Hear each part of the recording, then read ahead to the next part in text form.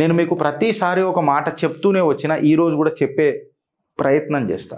Weather it may be this fungus, fusarium, graminearum, whatever it may be, or to that matter the pathogens created by the China. ఏదైతే China అడ్డమైన biological weapons తయారు చేస్తుందో, biological weapon అనంటే వాడు డైరెక్ట్గా నీ ఇంటి మీద ఒక మిసైల్ వేయడు ఫ్రెండ్స్. వాడు ఏం చేస్తాడంటే ఒక వైరస్ తీసుకొని వచ్చి ఒక బాడీలో ఇంజెక్ట్ చేస్తాడు. అంటే అది తుమ్మినా, దగ్గినా, ఉంచినా, వాడి పక్కన నువ్వు తిరిగినా వాటితో సంక్రమించే ఈ రోగాలు ఉంటాయి కొన్ని. ఇప్పుడు కోవిడ్ ఎట్లా, ఒక్కొక్కడికి వస్తే 15 రోజుల పాటు వాడు మళ్ళీ క్వారంటైన్ కావాలి, ఇట్లాంటివి ఉంటాయి. మేబీ కరోనా కంటే డేంజర్ ఈ వైరసెస్ వీళ్ళు ఆల్రెడీ టెస్ట్ చేసి రెడీ చేసి పెట్టిరొచ్చు, బయలాజికల్ వెపన్లు తయారు చేసిరొచ్చు. ఎవరు? చైనా. వాళ్ళు డైరెక్ట్గా రాకుండా ఇగో ఈ రకంగా వస్తారు. ఎందుకనంటే ఒక మిజైల్ ఫైర్ చేయాలనంటే వాడికి ఒక కనీసం 20 నుంచి 30 కోట్లు, కొన్ని 100-200 కోట్లు కూడా ఉన్నాయి ఒక్కొక్క మిజైల్. సో ఇట్లాంటి మిజైల్స్ ఎవడైనా తయారు చేయాలన్నా, కొనాలన్నా, ఏదైనా చేయాలన్నా ఆర్థికం గట్టిగా ఉండాలి దేశాలది. అదే ఈ వైరస్లు అనుకో, ఒక్కోడికి సంక్రమించిందంటే ఇక 10 మందికి అది ఒక చైన్ లాగా సంక్రమిస్తూ ఉంటుంది. అయితే మీరు అర్థం చేసుకోవాల్సిన విషయం ఒకటి ఉంది. ఏందనంటే ఇవాళ చైనా మనుషుల ప్రాణాల మీద దంద చేస్తున్నది. ఇంకొక విషయం ఏందనంటే ఈ వైరస్ మార్కెట్ లోపలికి పోయిన తర్వాత దీనికి విరుగుడు ఎవరి దగ్గర ఉంటుంది? ఆ వైరస్ తయారు చేసినోడికే ఉంటుంది. అండ్ ఫార్మా ఇండస్ట్రీ భూమి చేయనికే తయారు చేస్తుంది. అంటే మనుషుల ప్రాణాల మీద వీళ్ళు శవాల మీద ప్యాలాలు ఏరుకుంటారు. ఒకటే మాట చెప్పాలంటే, అంటే ఇలా క్రక్స్ నేను చెప్పాల్సింది ఏందనంటే, సారాంశం ఏందనంటే యుద్ధం తన యుద్ధ నీతి మారుస్తూ వచ్చింది ప్రతిసారి, ఎస్పెషలీ చైనా. ఇప్పుడు మీరు అమెరికా చైనా కంపారిజన్ చేసి చూస్తే ఒక్కోడేమో పొద్దున్న లేస్తే సాయంత్రం దాకా వేరే దేశాల మీద దాడులు చేసుడు లేదా చేపించుడు లేదా వీళ్ళ కాళ్ళకు పుల్లలు పెట్టి బతుకుడు, ఇది అమెరికా పని. ఈ చైనా వాడిది ఏందనంటే శంష పెట్టి గీక్తే షటాక్ నై, హమ్ కిసీసే కమ్ నై, హమారే హడ్డియో మే దమ్ నై. ఈయన క్యారెక్టర్ ఇది. ఈడేం చేస్తాడు? ఈడు యుద్ధాలు చేయడు. యుద్ధాల కాడికి వస్తే ముఖాల మీద పంచలు ఎట్లా పడ్డాయి మన భారతీయులతో అన్నది మనమే చూసినాం. ఈడు జిందగీ మొత్తంలో 3 వార్లు చేసిండు నాకు తెలిసి చైనా. కాకపోతే ఇడు నరేటివ్ వార్ అయితే మస్తు జబర్దస్త్ నడుపుతాడు పేపర్లలో. పేపర్ పులీడు చైనా అనేటోడు. నరేటివ్ ఎట్లా రన్ చేస్తాడంటే అని అంటాడు, అంతే. ఇక అంతే ఉంటుంది, ఇంకేముండదు ఇక్కడ. నీకు గుర్తుందా చైనా 1962 అని అన్నది, దా బల పెట్టుకో. నీకు గలవాను గుర్తుందా ముక్కుల మీద పంచులు అని చెప్పి ఇలా భారత్ చెప్తున్నది. సో ఏ రకమైన వార్ నువ్వు తీసుకున్నా అలా చైనానో అమెరికానో ప్రావీణ్యం ఖచ్చితంగా ఉంటుంది. కాకపోతే వీళ్ళు దేశాలను బద్నాం చేస్తారు. వెదర్ ఇట్ మే బి ఇజ్రాయెల్ని బద్నాం చేయడానికి ప్రయత్నం చేస్తారు, రష్యాని బద్నాం చేయడానికి ప్రయత్నం చేస్తారు. ఇజ్రాయెల్ అండ్ రష్యా వాళ్ళ ఉనికిడి కోసం కొట్లాడుతున్నాయి. ఇన్ఫ్యాక్ట్ చెప్పాలని అంటే నేటోకి క్లియర్ కట్, యూక్రెయిన్కి క్లియర్ కట్గా హెచ్చరిక జారీ చేశాడు. నువ్వు నాతో బార్డర్ షేర్ చేస్తున్నావు, నాటో వచ్చిందని అంటే నా ఇంటిగ్రిటీ, నా సోవరెనిటీకి ప్రాబ్లం వస్తుంది. సో నేను నీకు ముందే హెచ్చరిక జారీ చేస్తున్నా అని చెప్పి రష్యా చెప్పింది. నేను అయినా సంకలు గుద్దుకొని నేను నాటోతో చేతులు కలుపుతానంటే, నా దేశమే లేనప్పుడు నువ్వు ఎవరితో చేతులు కలిపితే నాకేంద్రా, నీ బద్దలు వల్ల కూడా అయిపోయి కదా, ఆడు వచ్చేటోడు కూడా రాడు. భీకరం ఇట్లా చూపిస్తా బిడ్డ, నా భయంకర శత్రు భయంకరం ఎట్లుంటుందో రష్యా చూపిస్తా అని చెప్పి కొట్టాడు. అదే రష్యా మన ఇజ్రాయెల్ సంగతి తీసుకుంటే, నువ్వు నీ ఇంట్లోకి వస్తారు, నీ దేశవాసీయులను ఎత్తుకపోతారు, హీనంగా చంపుతారు, ఓవెన్లలో పిల్లలను తల్లిల ముంగట పెట్టి చంపుతారు. ఈ హమాస్ వాళ్ళు అడ్డమైన వాళ్ళను ముంగట పెట్టి చిల్లర రాజకీయాలు చేస్తూ ఉంటారు. మళ్ళీ అదే ఇజ్రాయెల్ తిప్పికొట్టి దాడి చేస్తే అమ్మా అని చాతి గుద్దుకుంటారు హమాస్ వాళ్ళు. వాళ్ళ సైనికులు ఎవడన్నా కనబడ్డాడంటే ఎవడు కనబడ్డాడంటే సామాన్య జనాలు వీడియో షూట్లు చేసి వాళ్ళే గన్నులు తీసుకొని వాళ్ళ ప్రజలను చంపుకుంటారు. షార్టేజ్ ఆఫ్ ఫుడ్ ఉందనని హమాస్ ఎన్నో సోషల్ మీడియాలలో వచ్చినాయి. So America or to that matter China ఎప్పటికైనా గుర్తుపెట్టుకోండి మీరు. ఈడేమో బయలాజికల్ వెపన్లు చేసి ఇంకా కిరాతకంగా చంపుతాడు చైనా అనేటోడు. మన ముంగట అసలు ఇక అభం శుభం ఎరగనోళ్ళు, పసి కూనలు, వృద్ధులు, చెట్లకు పుట్టలకు పట్ పట్ పట్ పట్ పట్ ఇట్లా ఎగిరిపోయారు కరోనా అప్పుడు. ఈ అమెరికానేమో ఇప్పటికి 260 వార్లు చేసిందట. ఎప్పుడు కాన్ఫ్లిక్ట్ క్రియేట్ చేస్తుందట. ఈ చైనా 3 చేసింది కానీ, కాకపోతే మేము ఎవరం తెలుసా, హమ్ కిసీసే కమ్ నహీ పర్ హమారే హడ్డియో మే దమ్ నహీ. అయితే ఎవడు గెలిచిండ్రా ఈ నరేటివ్లలో అని అంటే, పాకిస్తాన్ డిఫెన్స్ మినిస్టర్ యాక్చువల్ సత్యాలు చెప్పిండు. నిజంగా చెప్తే భారత్ సైలెంట్గా ఉన్నా పాకిస్తాన్ మొత్తం బట్టబయలు చేసింది. పాకిస్తాన్ డిఫెన్స్ మినిస్టర్ ఏమన్నాడో మీరే చూడండి. యాక్చువల్లీ ఇవాళ ఈ ఐఎంఎఫ్లు కంప్లీట్గా ఎవడిస్తాడు అని అంటే 16.5% ఐఎంఎఫ్లో పైసా అమెరికానే ఇస్తుంది. ఈ IMFల పైసలతోని మళ్ళీ అమెరికా పాకిస్తాన్ వాడు F-16లు బాంబర్ జెట్లు అవి ఇవి కొంటాడు. ఎవరి దగ్గర కొంటాడు రాబాయి అని చెప్పి మాట్లాడితే చైనా లేకపోతే అమెరికా దగ్గర కొంటాడు. ఎవడు పైసలతో కొంటాడు రా అంటే IMFకి ఎవడు ఇస్తున్నాడు రా అంటే అమెరికా. మళ్ళీ ఈ పైస ఏడికి పోతున్నది రా అంటే అమెరికా దగ్గరికే పోతున్నది. ఈడ ఎడ్డోడు ఎవడు రా అంటే మనం ప్రపంచ దేశాలు. అయితే ఇలా ఎడ్డోడు అమెరికా కూడా అయ్యిండు. ఎందుకు తెలుసా? ఆడేదైతే పైసలు ఇచ్చిండో అందులో కొంత పైసా చైనాకు కూడా పోతున్నది మళ్ళా. అంటే వీళ్ళు మనం దుష్మన్లము. నేను వెస్టర్న్ పార్ట్ ఆఫ్ ది వరల్డ్ని కంట్రోల్ చేస్తా, నువ్వు eastern part of the control చేయి, మనం ఇద్దరం దుష్మన్ల లెక్క కనిపిద్దాం, కాకపోతే కలిసి పనిచేద్దాం, కలిసి కట్టుకుందాం, మిగతా వాళ్ళందరినీ తొక్కుదాం, ఆ తర్వాత మన పంచాయతీ ఏందో చూసుకుందాం. ఈ రాజకీయం నడుస్తుంది. నాకు అనిపిస్తుంది. సాక్ష్యాలు ముంగట పెట్టే మాట్లాడతా. జస్ట్ స్టేట్ ఉంది ఊరిస్తున్నా. ఇప్పుడు F-16లు కొంటాడు అమెరికావి, స్టెల్త్ ఫైటర్ జెట్లు చైనా దగ్గరికి అని కొంటాడు. అయితే పాకిస్తాన్ మొత్తము ఎట్లా బతుకుతున్నది రానంటే అప్పుల కుప్ప తెచ్చుకొని బతుకుతున్న మూతబరితో పాకిస్తాన్ ఇలా తోపైతుంది. మంది పైసా మీద పూత ఊయక రానంటారు మన పెద్దలు. ఇలా పాకిస్తాన్ చేస్తుంది అదే. చైనా వాడు ఒక ప్రాక్సీ నరేటివ్ చేస్తాడు, నేను చైనా అని. అది చైనా అని చెప్పి అమెరికా వాడు కూడా భయపడినట్టు చేస్తాడు. మళ్ళీ అదే రష్యాకు మాత్రం అప్పుడప్పుడు స్టేట్మెంట్లు ఇస్తాడు, శాంక్షన్స్ పెడతాడు. మళ్ళీ చైనా మీద శాంక్షన్స్ పెట్టడానికి కూర్చోబడుతుంది. వీడు తిప్పి కొడతాడు కదా మళ్ళా చైనా వాడు. మనని నిజంగా చెప్పాలంటే మనని పాగలు బనాస్తారు వీళ్ళంతా. వీడికి ఆగిపోయిందా అంటే వీడికి ఆగదు. ఇది bloody the world class business. And business ఇది ఏం తెలుసా? రక్తాన్ని పీల్చే బిజినెస్ ఇది. మీరు ఇంటుంది కరెక్ట్ ఫ్రెండ్స్, నేను చెప్తుంది కూడా మీరు జాగ్రత్తగా వినండి. ఇది వరల్డ్ క్లాస్ బిజినెస్ అని వీళ్ళు అనుకుంటున్నారేమో మీరంతా, కానీ ఇది బిజినెస్ ఆఫ్ బ్లడ్. ఇది మన రక్తాన్ని తాగే ఇట్లా ఏమంటారు, గుంజుకోరు అంటారు చూడు, ఇట్లా పీలుస్తుంది అని అంటారు చూడు, అట్లాంటి బిజినెస్ ఇది. అమెరికా జీడిపి దేంతో ఫ్యూయల్ అవుతుంది ఫ్రెండ్స్? నిజంగా చెప్పు, అమెరికా జీడిపి దేంతో పెరుగుతుంది? యుద్ధాల వల్ల కాదా? ఈ యుఎస్ఏనే కదా కంప్లీట్గా వార్ని క్రియేట్ చేస్తుంది. ఆ వార్తో వచ్చిన ఇండస్ట్రీతోనే వీళ్ళు అమ్యునైజేషన్తోనే కదా వాళ్ళ దేశాన్ని నడుపుతారు.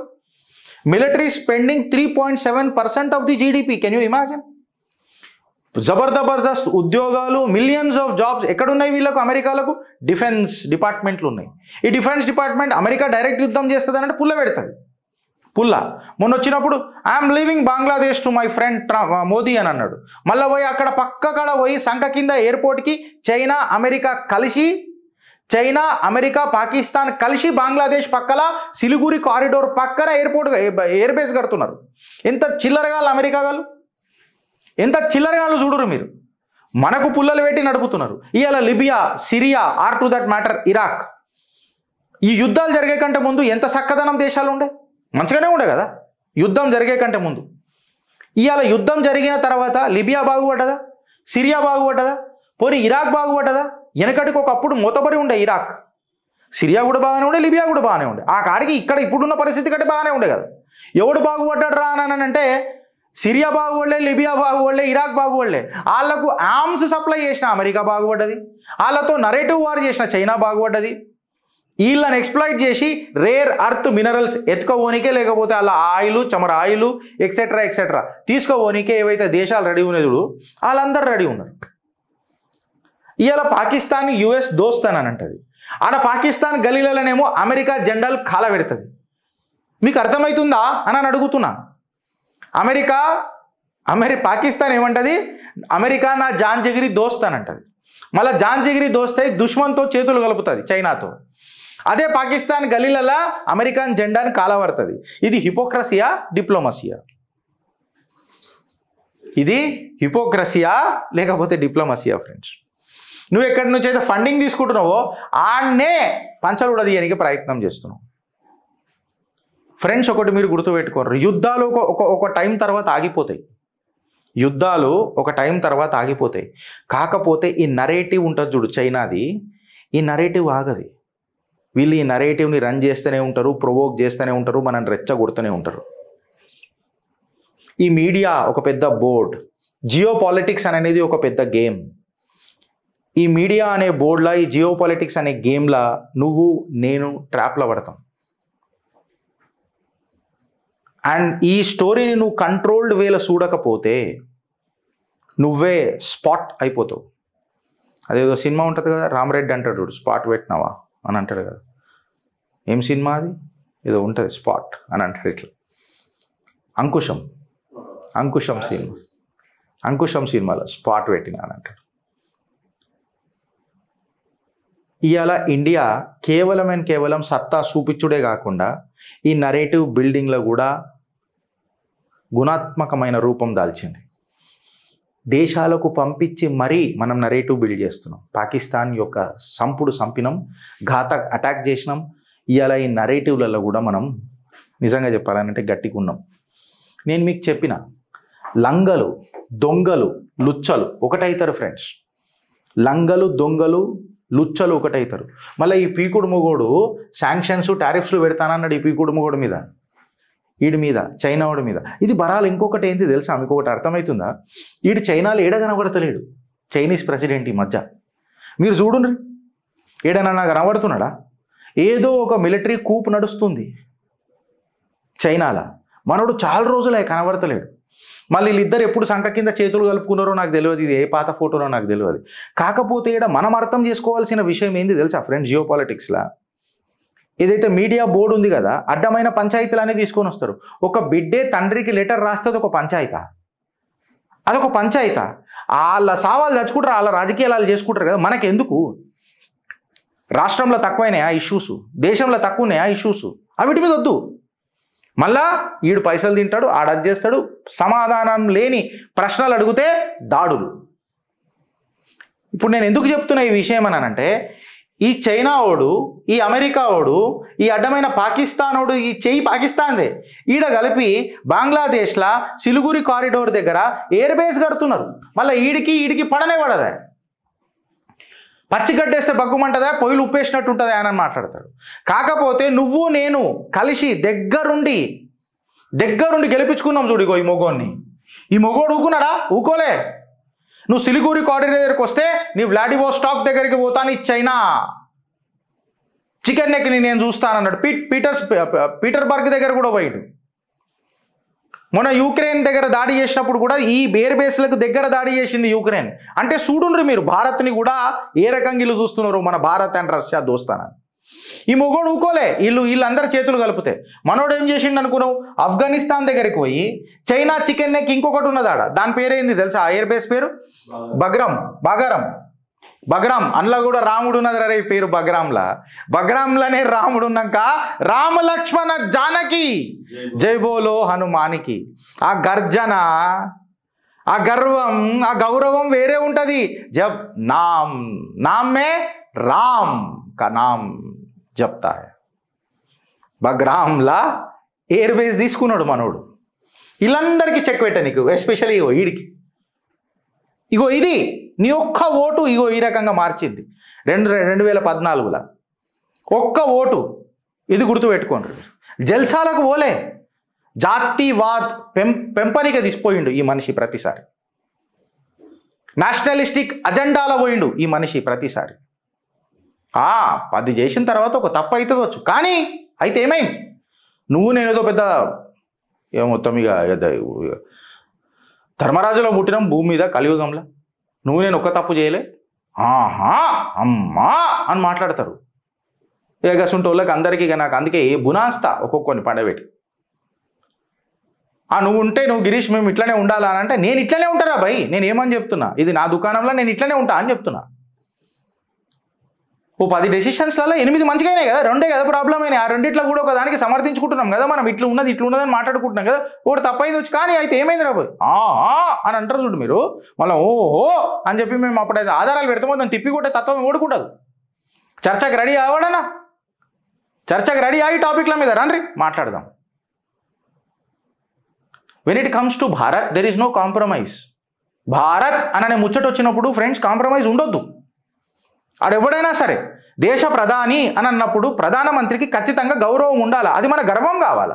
అదే పార్టీ ఎవడైనా సరే ఆ నిర్ణయం ఆ టైంలో అది కరెక్ట్ ఉండొచ్చు, నేను కాదని అంటలేను. తర్వాత దాన్ని ఆలోచిద్దాం.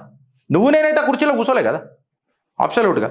మళ్ళీ పెద్ద పెద్ద సజెషన్లు ఇచ్చేటోడు పేపర్ తీసుకొని కావాలేమో అదే చదువుతాడు. మామ దేశం బదలాంచదు మామ, ఏం చేయం. నీ కప్పు కాఫీ చల్లార కాకముందే నీ టాపిక్ చల్లారిపోతుంది ఆడ.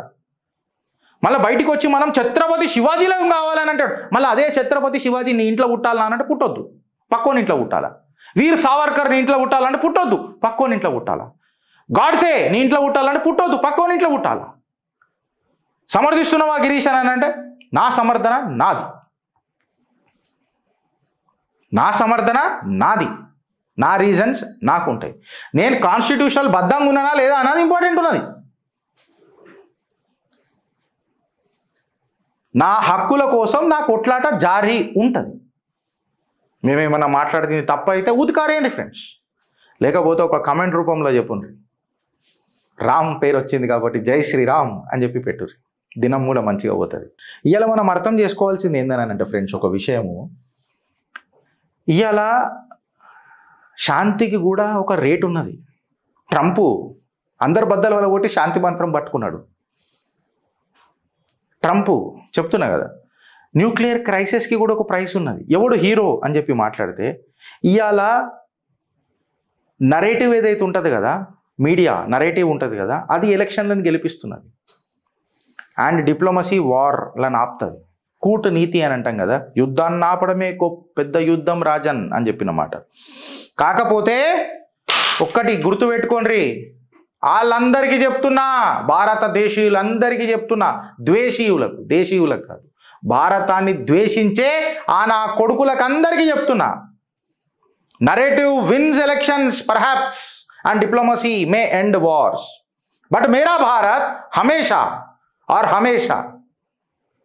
ఇది గుర్తుపెట్టుకో. అది పుల్వామా కానివ్వండి, బాలాకోట్ కానివ్వండి, ఇవాళ పహల్గామ్ కానివ్వండి, ఊరి కానివ్వండి, ఏదన్నా కానివ్వండి, సింహం సింగిల్గా వచ్చింది, మద్దతు లేకుండా వచ్చింది, బద్దలు వలగొట్టింది, బంగ్లాదేశ్ని వేరు చేసింది, పాకిస్తాన్ పైజామాలు ఉడదీసింది, అమెరికాతో ఢీ అంటే ఢీ అని అన్నది, శాంక్షన్స్ పెట్టినా సంతోషమైన దందలు చేసింది, రష్యాతో చేతులు కలిపింది, మిత్ర లాభం తెలుసుకున్నది, మిత్ర భేదం ఏందో నేర్చుకున్నది.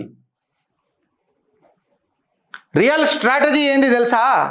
రియల్ స్ట్రాటజీ ఏంది తెలుసా? నా భారత్ ఇయాల నరేంద్ర దామోదర్ దాస్ మోదీ ప్రధానమంత్రి అయిన తర్వాత రియల్ స్ట్రాటజీ ఏంది తెలుసా?